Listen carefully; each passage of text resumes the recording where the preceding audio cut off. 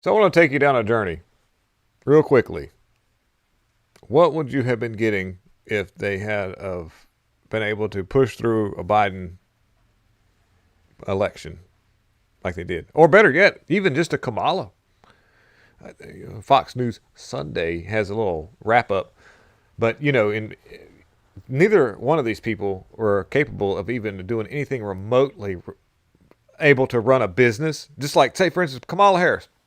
I need you to run a tire shop for a month. No, that it would be closed. The doors would be closed. There would be Biden. We need you to, you know, run a shoe store. Kind of think about Married with Children when I think about that. But anyways, no, they would have laundered all the money. There would have been no shoes on the shelf. It would have been empty shelves, shoe store, and nothing but just complete and total failure. They would have been like, "Oh, we got to close this down. It looks like we've got a stinky foot pandemic," and sir, we could have treated that problem with a little bit of foot spray. No, no, no, no, no. We've got to use an experimental shoe anti-odor stuff that ends up causing the shoes to rot and disappear. Reduce the population of shoes.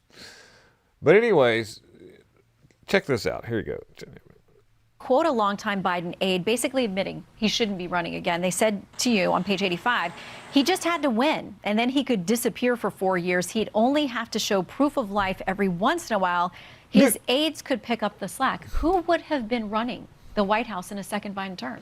This person went on to say that when you're voting for a president, you're voting for the aides around him. But these aides were not even Senate confirmed aides. These are White House aides. These were unelected people. And one of the things that really, I think, comes out in our reporting here is that if you believe, and I think a lot of these people do sincerely believe that Donald Trump was and is an existential threat to democracy, you can rationalize anything, including sometimes doing undemocratic things, which I think is what this person is talking about. Mm-hmm. So what they're meaning is just a quick little summarization of how that all played out. So what you do is you create a narrative that Trump is bad. Bad Trump, bad Trump. And anything that surrounds anything conservative, bad people, bad people.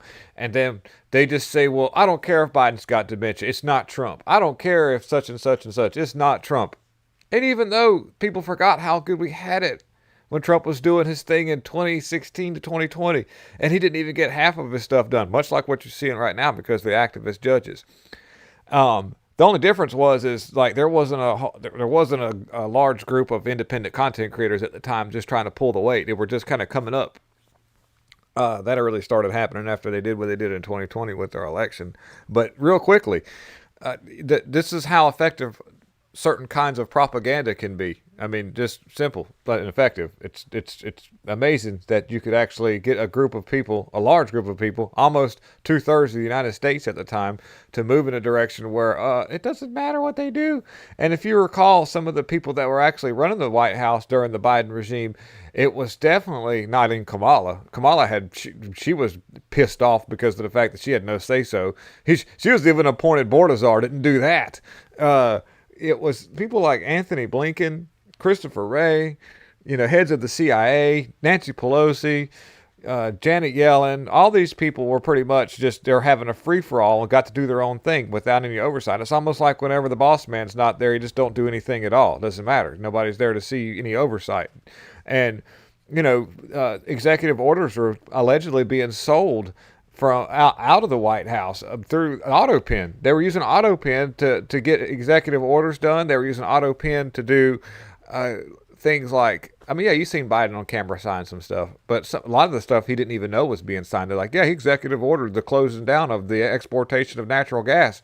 He was like, what? Because Speaker Mike Johnson, why'd you do that? That kind of hurt everybody. I mean, across the board. I did that? He's like, yeah, you did that. Yeah, I didn't do that. He's like, yes, here's your signature. He's like, huh, what the hell? And then, 8,000 pardons the night before Trump's inaugurated. How did that? Biden couldn't even get a ham sandwich. How do you make a ham sandwich? I poop my pants. And so Autopen being sold out the back door to move money all over the place. And I'm only bringing this to your attention, guys, because what we're seeing is the remnants of a dying regime that's clinching on to power through activist judges. And I think that something needs to be done about it. I don't know. In my opinion, we need to do really outlandishly lawfare things just like the Democrats did. And they've set precedent for all of this, even though we're not even using half the precedent that they've set. We're scared because it's unethical.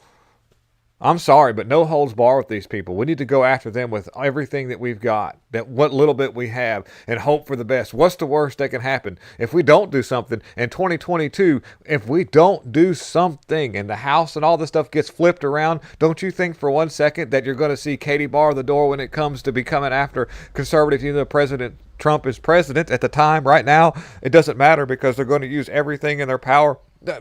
How? Hey, Pam Bondi. Do your job. That's all we asked. There's plenty that she could be doing right now, but she's too busy messing with Fox News that we're watching right now. Thank you for hanging out. Do some stuff. Do something. I don't know. Make it happen. I'm out.